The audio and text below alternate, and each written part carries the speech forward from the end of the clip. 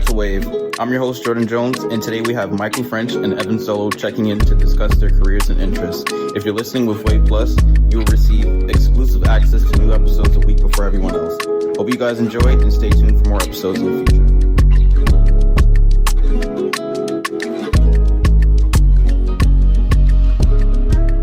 We are live. Today's episode of Wave features my boys Michael French and Evan Solo. You guys What's good? Real quick? Go ahead, Mike. All right, my name is Michael French, aka FinzMF on here, and I've been doing content creation on TikTok for the last 4.5 years. Okay, man. Evan. Hey, man, it's your boy Evan Merrick, aka Evan Solo. You know, I've been doing content creation for about 5 years, full time for about 2 years. Bet. And what inspired you guys to start content creation in the first place?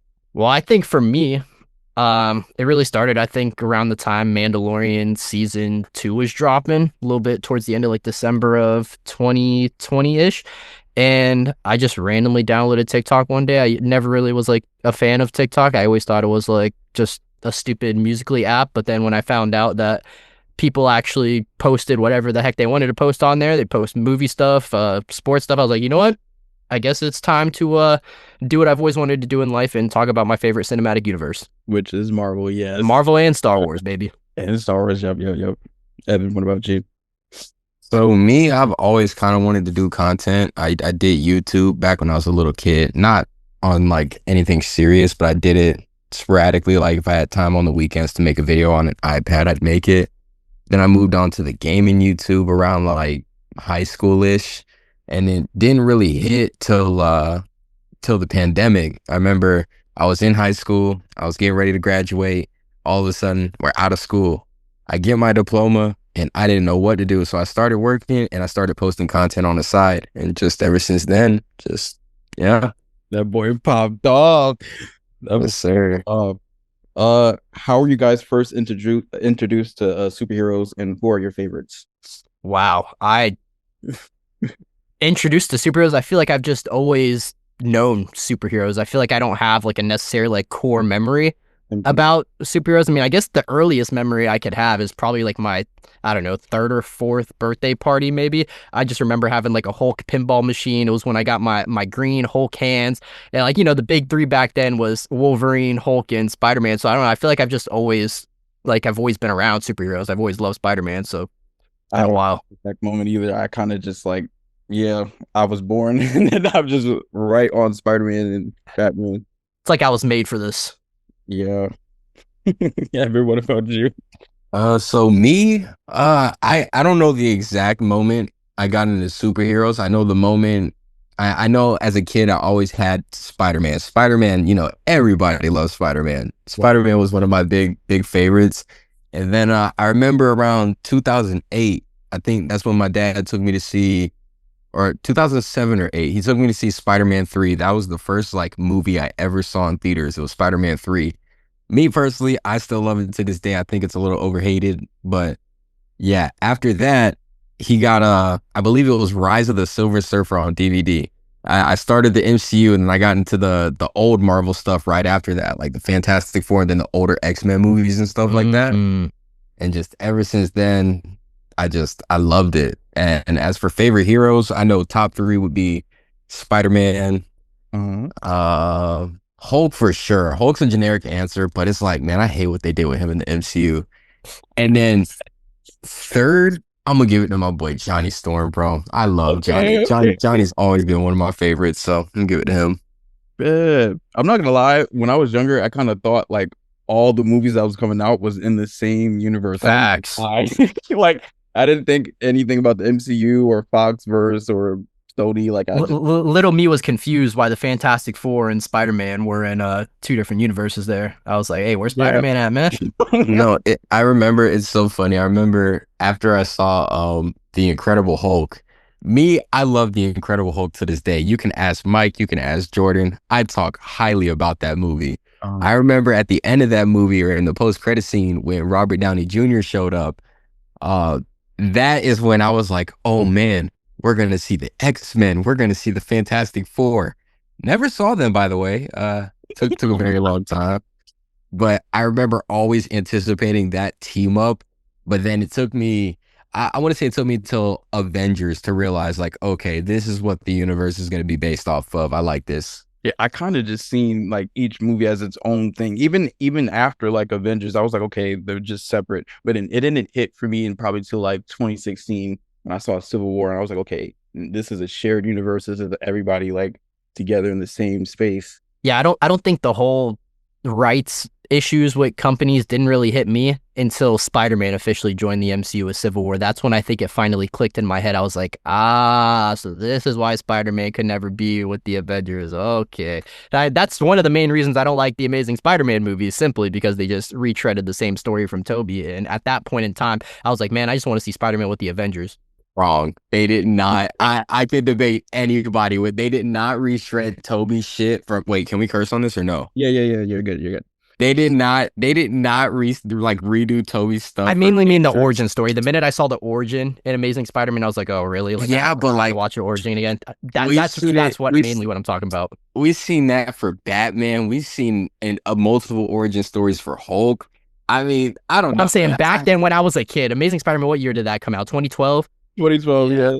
Like, I feel like that was so soon off of me watching the Tobey Maguire movies that, like, when I saw Andrew, I was just like, oh, I was like, they're really like, this is. I can agree because because I remember when I saw the first trailer for it, I thought the Amazing Spider-Man was going to be a Tobey movie, and I remember seeing Andrew Garfield for the first time, and I didn't really like it, like especially for the first Amazing Spider-Man movie. I'm okay with it. It's very decent to watch. I'm a huge fan of the Amazing Spider-Man too. I don't know what it is about that film. I love Tastic, bro. I like that is one of the most beautiful Spider-Man. No, that is the most beautiful Spider-Man movie. One of the most accurate Peter Parker. Like, bro, you will not hear Tom Holland quip, or you will not see him swing the same way they did with Andrew. Swinging, I will agree with you. Quipping, go back to Civil War, buddy. Civil War. Civil War. Go back to Civil War. That is one movie out of like 6 movies Tom Holland has been in. Nah, even in Homecoming, he quips a lot. He quips a lot in Homecoming too. Now, Far From Home, not really. And then No Way Home, yeah, like even No Way. Like, I feel like Tom Holland is the best Spider-Man when it comes to quipping, to be honest. I don't know. I think quips in general. I think that specifically went to Tobey. Now, swinging go to Andrew no matter what. That's the only thing I will ever give the Amazing Spider-Man movies is the swinging scenes, especially TASM 2. TASM 2, I'd fall asleep every time I try to watch that movie. But, the swinging scenes are tough. I can't lie. Secret Invasion Defender. Here we go. Here we go with the Secret Invasion Defender. I knew it was going to come out. TASM 2 Defender, shut up. I'm not gonna hold you. Prior to No Way Home, I did not care for Tobey like that. Did not care for Andrew. Like, I rewatched the movies and I was like, okay, like I see why everybody likes them, but I just didn't think like they were my Spider-Man. It's always kind of been Tom, even though like Tom came out like 2016. But I don't know. I can't see nobody else as my Spider-Man. I don't know what it was, man. Tobey gave me so much inspiration. Like, as a kid, I would climb trees thinking I was Spider-Man, bro. Like, Tobey had me feeling like him, bro. Seeing him stop the train, and I love Spider-Man too, man. I'm sorry, I had to do it. Bro, it's crazy. Like, bro, when I think about me being younger, for some reason, Spider-Man doesn't even like enter my brain. For some reason, like when I was a kid, I feel like it was like Wolverine in like the Fantastic Four, because I remember getting those Fantastic Four toys from Burger King. I remember I remember putting my little Sue Storm in the freezer, waiting for her to get all cold so she can glow in the dark. Getting the Doctor Doom toy from Burger King, man. Like literally back in the day, I feel like Wolverine and Fantastic Four were like my two things when I was a kid, and then obviously later down the line, because the obsession. Like I always loved superheroes, but the obsession definitely hit like when it came to like Civil War time. Like once Civil War dropped, for some reason, I think that was the point where I was like, oh, like I'm completely locked into this, watching Easter egg breakdowns every night. I only seen Batman, Spider-Man, Hulk, and a little bit of Iron Man, and Wolverine. That's it. I didn't see Fantastic Four that much. I didn't even know who they were prior to, what was it, Rise of the Silver Surfer? So that was like, nah, I remember we had Rise of the Silver Surfer. I don't know if it was DVD or what's it called? The what was the old the boxes? What were they called? VHSs. VHSs. It was one of those. I remember I used to watch that repeatedly on a TV, and just the scene of Johnny with everybody's powers. And I remember, we would go to Burger King over and over again until I got the right Fantastic Four Yep. toy. Like I needed to make sure I got what I wanted. Bro, that was me with Fantastic Four, the Star Wars toys they dropped for like Revenge of the Sith back then. Burger King used to go crazy with their toys. Yeah, man. I would buy all of them. Like I would not wait. I would just like if I see it, I would just make my dad just give me all of them or have like No, like nowadays, if I ever get like some Burger King, McDonald's toys, I'll just go to McDonald's and be like, hey, let me buy all of them. I don't care how much it is. Like, just give me all the toys. and right they'll give it to you for free. Yeah, they do. I got a couple Star Wars toys for free a couple years ago from it. Yep. Do you guys remember your first Marvel or DC theater experience? Oh, Mm, you know, I know it probably is. When did Spider-Man 3 come out? What year did that movie come out? I believe 2008, but it might have been 2007. I'm not sure. I want to say it was like Spider-Man 3, but like the earliest thing I could think of is it definitely had to be Iron Man because I have like the Iron Man Slurpee cups from 7-Eleven back from like 2008. yeah, 2007. But I would say like my earliest memory, I'm not sure if this is 100% accurate, but it's definitely Iron Man 3 because I have a pretty funny story when it comes to Iron Man 3. I thought Iron Man died. I didn't think I was ever seeing Iron Man again after that movie back in the day, bro. I remember like once he threw away his arc reactor, I remember I was depressed after like coming home from Iron Man 3. I remember walking into my mom's room and be like, "Mom, like Iron Man's no more. Like he just retired. Like this dude's gone." And then of course, what like a couple years later, Avengers: Age of Ultron, you see Iron Man. I'm like, "Oh, okay." I don't know why I was so worried. I kind of thought that Pepper was like a zombie after that. I don't know why. Like she was just like possessed or something. What? Wait, what? I don't know why. What do you mean Pepper is a zombie? You know, like how she gets like the fire. Oh yeah. The extremist Yeah, poison. and like I thought she was like a villain for a second. Like my little mind, like the way it processed it, I thought she was like a villain. She was like bad and like she's gonna kill everybody. I'm just like, what's going on? But then Bro like said this is What If Marvel Zombies right here. and then now it's just like, okay, I get it. Like she was just, trying to help him out. Damn, I'm trying to think, dude. Did we get Evan's first theater? Yeah, he can go. I'm gonna take mine. Man, my first theater that I remember, first one that I saw in theaters, first superhero movie I saw in theaters was Spider-Man 3. That I remember that being the first thing. I remember I used to think Sandman was so cool. And I remember, yes, it was definitely Spider-Man 3. Because I remember, bro, I came home, I stuck my hands, excuse me, I stuck my hands in the dirt, and dude, I got bit up so bad by fucking ants. It was bad. Bro, with Spider-Man 3, man, like up until I don't know, like Spider-Man 3 was my favorite Spider-Man movie for a long time, dog. Like that was my favorite movie growing up. I had the DVD. I replayed that DVD constantly, bro. I thought Venom and Sandman were like the coolest, like the toughest freaking villains for a Spider-Man movie. I still love Spider-Man 3. It's definitely the worst one, but I can still put that on and enjoy myself. I don't think it's When it comes to make it out to be. no, when it comes to best theater, you said first and best theater experience or just first? You can do your first and then the best, yeah. If you want. My best, I think my best would have to be No Way Home. That was just so fucking fun. That was, bro, the whole theater, like it was just great, man. Especially seeing that for the first time and then going back a second time with people that haven't seen it. It was just dope. Mine's a tie between Endgame and No Way Home. I can't like put one over the other like that. I don't know. Yeah, it has to be a tie. Like obviously, like No Way Home. That's when I went crazy. I dressed up as Spider-Man, did my little dance in front of the theater. I hit him with the but I don't know, like Endgame and No Way Home, dude. Like Endgame, I remember crying, or not crying, but like tearing up the minute they went back in time and we saw that original 2012 Avengers moment. Like that was just, oh, dude. I like. Man, yeah, go ahead. Endgame and No Way Home, like that's just I can't put one over the other like that. I can't. Endgame for me, like I remember like having to hold in my pee for 3 hours straight.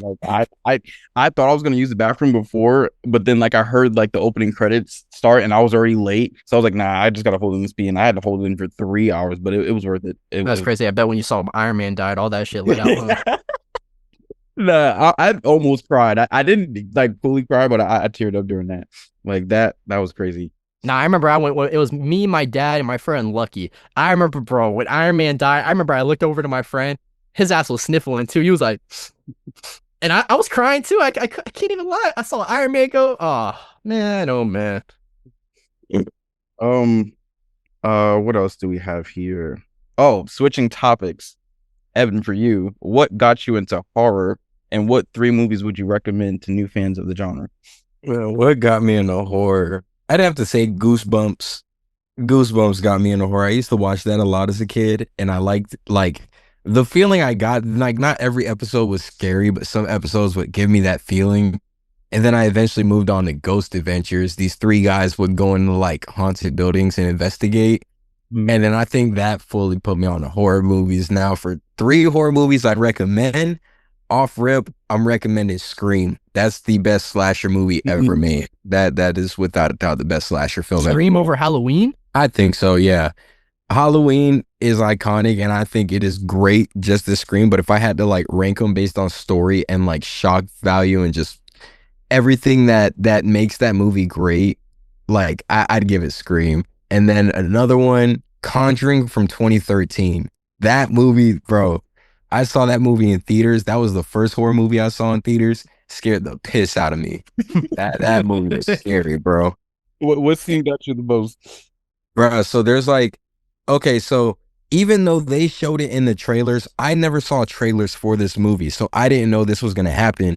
There's a scene called Hide and Clap where basically the mom and the daughter, they like the mom puts on a blindfold and she's like looking around the house and she's like, okay, give me the first clue, and then the daughter will clap trying to like signal where she is, kind of like hide and seek basically. And bruh, the daughter is hiding somewhere else, but the clapping is still going on, and the mom gets led into the the basement, and she's in the basement. She opens her lifts her blindfold, and she calls her daughter again, and she realizes her daughter's upstairs. Nope. Mind you, she's like, hold up, what's going on? So the lights are off. She lights a match, bro, and then she goes, can you give me one more clue? And then, bruh, some hands pop out from behind her head and clap, and it blows out the can. Oh my goodness, bro! It was that was scary. That was scary. I'll pass on that one. And then third, just for shits and giggles, Scary Movie 3. Scary Movie 3.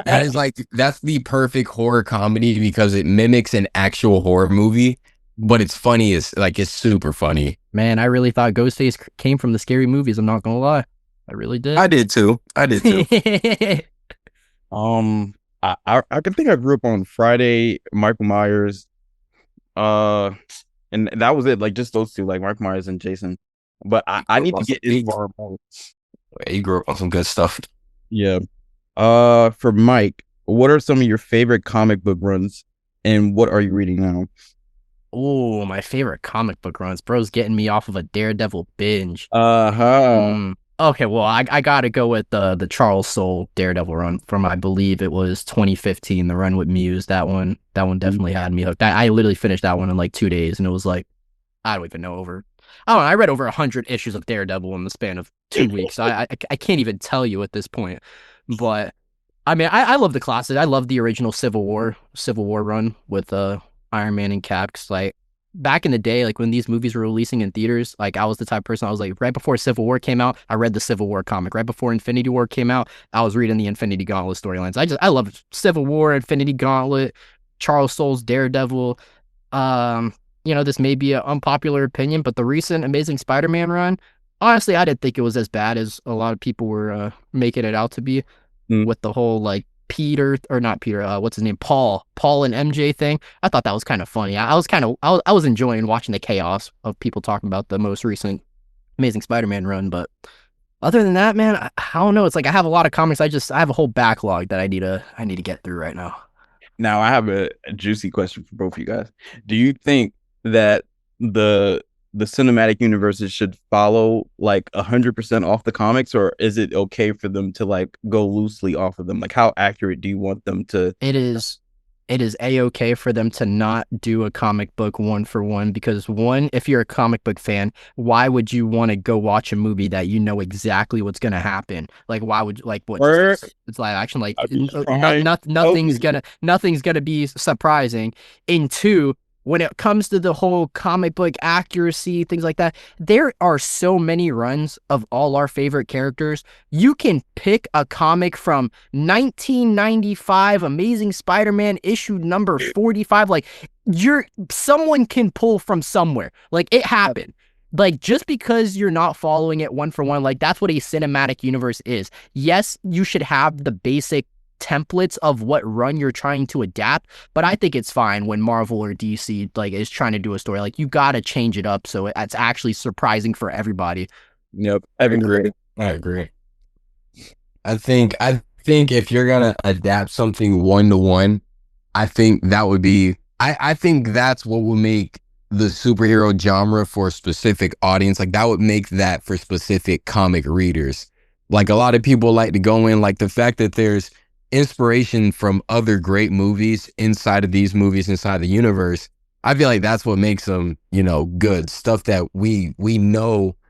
Like, for instance, Tony Stark's death in Endgame would not have hit as hard if we knew that was going to happen based off of a comic called Avengers Endgame that all of us decided to read, Exactly. Mm-hmm. Right. Like, I think them making changes to certain things, making changes to storylines and stuff like that, I think it's necessary for a good movie. Because sometimes stuff that's strictly for comics, it would only work in a comic book, like Facts. Not a lot of people would wait 2 years for a follow-up like they would 2 weeks or 1 week for a comic book, Exactly. And even in overall, just to operate a cinematic universe, like, this universe is doing different things than the 100-year comic book like history. Like, it's a whole different thing. Like, you can't just adapt a story one for one and have it fit for whatever's happening in the current Marvel Cinematic Universe. Like, you just can't do it if, like, it physically or mentally, it just doesn't work. It's impossible. Do you guys have any specific characters that have been changed or altered that you enjoy that others may not, or vice versa? Can you elaborate a little bit on that question? So, like, this is a horrible example, but, like, this will be my personal example. Like, Taskmaster, like, it's not the same version that we all know, but it's a different character that they put a spin on. Like, do you have any characters or, like, any movie specifically that, like, adapt these characters or comic runs? And I got a great example. Me personally, just because I wasn't a huge Miss Marvel fan in the comics, so I wasn't like super upset when they changed her powers. But I honestly do not mind the change to Miss Marvel's powers and how she gets her powers from the bangle, and it's like hard light and things like that. Because I think, off of the last question, it's a cinematic universe, different things are happening. It fit with the story of Carol and Monica, with them all being linked with their powers and them being linked cosmically. I think that is a perfect and okay change for Miss Marvel. Now, I understand if you're a really big Miss Marvel fan, it probably upsets you, but as someone that didn't read a lot of Miss Marvel and didn't really know who she was before the show, I was perfectly fine with her change. Like, yeah, it's a change, but at least she can still stretch. It's just not her skin stretching. It's just this weird hard light stretch. hard light, yeah, I agree. Evan, you have any characters that you like that were changed? Or Yeah. I really hate Pietro Maximoff. I really hate the way he's performed. Now, Peter Maximoff, we talking. That's my boy. wait, Pietro. you talking about Age of Ultron, right? Yeah, I don't fuck with Quicksilvers I don't fuck with Quicksilvers that died. I don't like Quicksilvers that died of bullets, bro. I don't like it. Oh, that's my goat. That's my goat. Like, that's the main reason why he needs to come back, because he was done dirty. Like, Nah, you wanna know who was done dirty? Evan Peters. They bring this dude back, right? He has the same powers as the fucking Quicksilver from the old X-Men movies, but his name is Ralph Boner. No, We love Ralph Boner, chat. bruh. And then they had the opportunity to help or fix that like 2 or 3 different times and decided to ignore it. And then the one time they had the chance to do it in Agatha, I'm sorry, no matter how good y'all think Agatha is, I will not I'm not gonna praise that show. Yes. They didn't. I know it was, but I'm not gonna praise that show because it didn't fix the whole Pietro shit, bro. Like They really doubled down on that shit, bro. yeah, bro. Like, oh my goodness, it was bad. They really doubled down, bro. Like, you really thought they were about to change it. He said, "Nope, my name's Ralph Boner." yeah, you're like, I'm just here to say. Now, character changes I like. None in the Marvel universe, but I will say I like the Puss in Boots change. A lot of people hated it when it first got showed, but Puss in Boots, he was looking good. They took away his little pedo stash, but he's still Puss. And this kind of leads into my next question. So, aside from Marvel and DC, what are some of your favorite films and franchises? Other favorite films and franchises? I know he's about to say Shrek. Go ahead, Mike. I'll let you take the floor. You said my favorite movies other than Marvel and Marvel comic book, or franchises. I mean, for me, it's always Star Wars. Marvel and Star Wars is, I wouldn't say it's neck and neck, but like when the Marvel like stuff is not really dropping, Star Wars is always there to back me up and have another universe that I'm obsessed with. So, like, what is your favorite like Star Wars project? Oh man, my favorite Star Wars project of all time. My favorite Star Wars movie. Oh, this is gonna be a giant hot take. I'm gonna say The Force Awakens because in my opinion, The Force Awakens is a better version of A New Hope, and I know I'm gonna get flamed, but I stand on that 10 toes. Force Awakens is a better version of A New Hope, and The Force Awakens is my favorite Star Wars movie. Well, I don't know how the Star Wars fandom is going to treat you, but Now Disney Plus shows. Mandalorian is my favorite Disney Plus show for Star Wars. okay. Evan, what about you? So franchise, it will be Star Wars. I think I'd agree with Mike on that. Star Wars. Now, favorite movie inside of Star Wars is The Empire Strikes Back. I love that movie so much. That is just a really good movie. Second favorite would be Revenge of the Sith. But favorite movie in general, outside of Marvel, favorite movie all time, Shrek 2, man. Greatest movie ever made. And what got you into like Shrek? Like, how did you become a big Bro, I was a Shrek baby, bro. I was watching Shrek as a toddler, like repeatedly. Like that was the only thing that would keep me distracted when my parents were like cooking or doing whatever they needed to do. And just growing up, Shrek 2, Shrek 3, Shrek 4, Puss in Boots. We had the Shrek sheets. We had the Shrek McDonald cups. Yeah, bruh. Hey, yo, Mike, bro. By the way, man, drop a price. Let me know. Drop a price.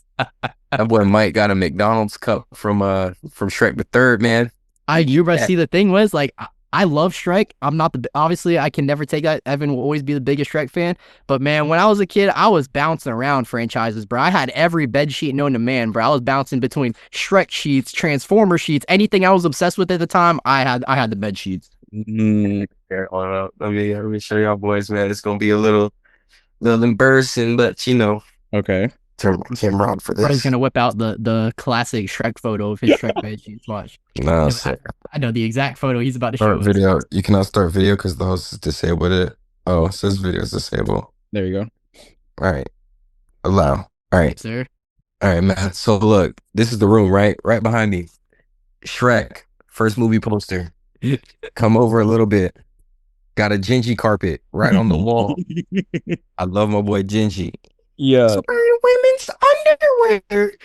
I got this right here. You feel me? The Shrek G Fuel cup. Shrek G Fuel.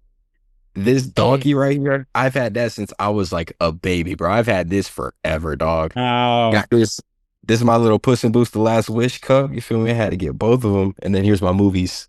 Hey, what about Gingy giving back shots though? Oh, and then look, there's this picture right here with the bed sheets. That's the classic photo right there, man. Real fan. That's a real fan right there. Oh man. Yeah. Shrek the GOAT. My favorite franchises outside of Marvel and DC is Diary of a Wimpy Kid, Grown Ups, and SpongeBob. Like, bro, Grown Ups is hilarious. I gotta rewatch it. I'm probably gonna rewatch that tonight. But SpongeBob for me, like, he's kind of like my role model. Ever since I was a kid, like I would always just like recite SpongeBob. Like, I know if my family's watching this, they could tell you better than I can tell myself. But yeah. Bro say he getting to work on time. He's never late. Yeah. Like I'm ready. Like,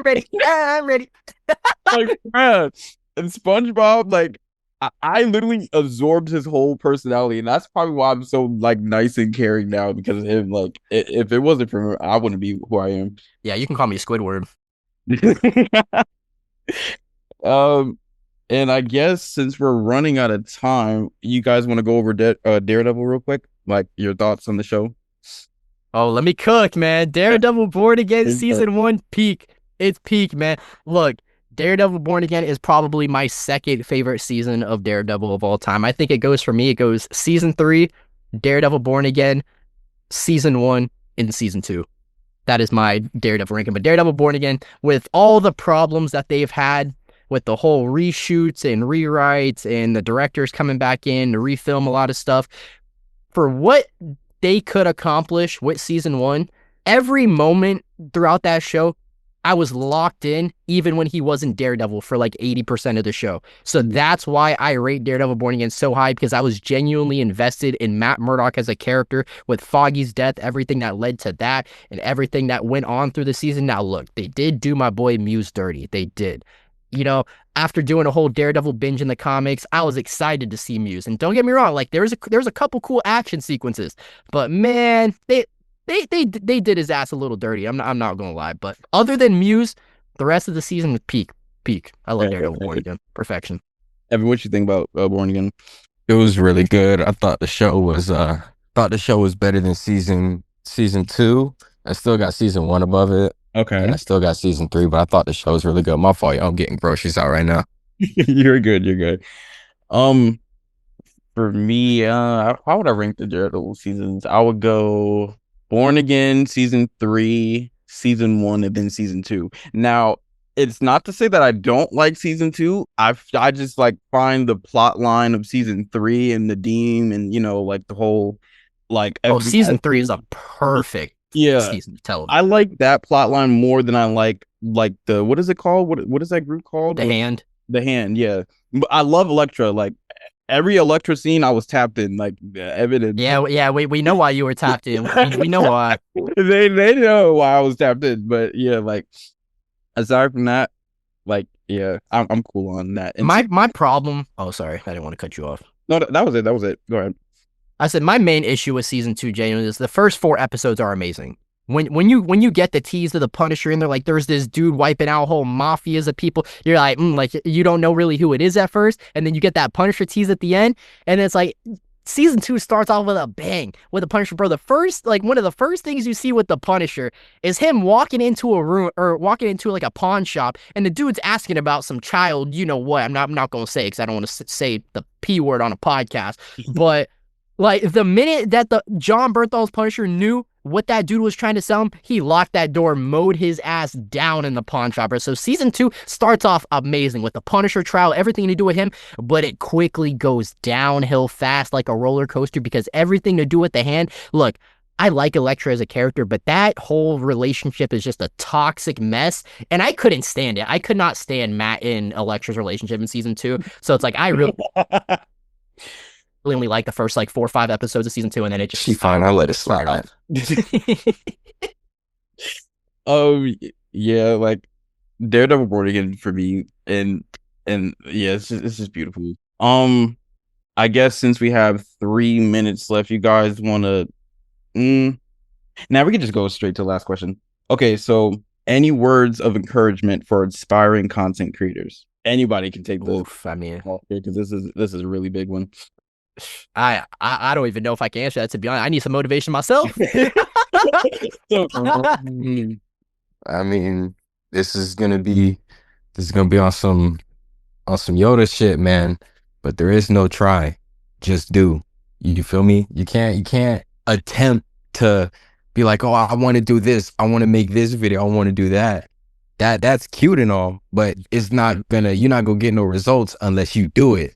Like, it's better to react on reaction, not when it comes to situations that involve like serious thinking, but when it comes to like posting a video or posting content, just do it. Like, what's the worst that could happen? You feel me? Like, even if you're like, I remember I used to feel a little self-conscious, like, oh, what if these people I grew up with see my videos? Bro, 3 years ago, if I can go back in time and tell myself to like, don't care about that shit, is gonna work out, I would. You feel me? Like, that's not even something you got to worry about, because bruh, the same, I guess, things you're self-conscious about, other people are self-conscious about themselves. So they're not really focusing on you. They're focusing on who's worrying about them. Same way that we worry about who's worrying about us, you know? That is so real. Now that I really think about it, I know Evan and Jordan already know this, but to the viewers out there, My very first, well, not very first, it was like my third video talking about WandaVision all the way back in 2021. I guess that's where my I do not give a F attitude comes from. I made a video with a busted teeth. My tooth was cracked. I had a gap in my tooth. My haircut was a mess. It was a nasty ass buzz cut. I didn't care, but guess what? I hopped on there at 3:30 in the morning. I was like, I just finished watching the first 2 episodes of WandaVision, and it's like it just started from there. It's like it's one of those things you just got to do it. Like don't let yourself overthink. Don't let yourself say, oh, people are gonna think of me this way, that way. Dog, you just got to do it, man. Because a lot of my friends now, like after the success that I've had and like the little teeny tiny hints of hopefully something could happen after Thunderbolts this past Tuesday, I've had like a couple of my friends kind of swipe up on my Instagram stories, and they're like, man, like it's awesome to see you finally like almost getting there, because we've seen you grinding over the last like 4.5 years. We've seen you constantly posted videos every day. So it's like you gotta do it, man. Don't let yourself overthink the content. You got an idea, throw it out there. And I'm talking to myself right now because I've been trying to think of how I'm going to make these Thunderbolt videos, and I just got to fucking record them. Yeah, like I tell my viewers this all the time, like just be yourself, be consistent, and be authentic. Like that's all you need. And if you have those three, you're gonna make it in no time. Promise you.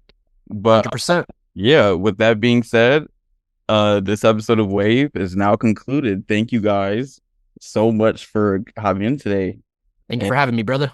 Thank you. And we are out. Later, boys. I ain't had it for shit.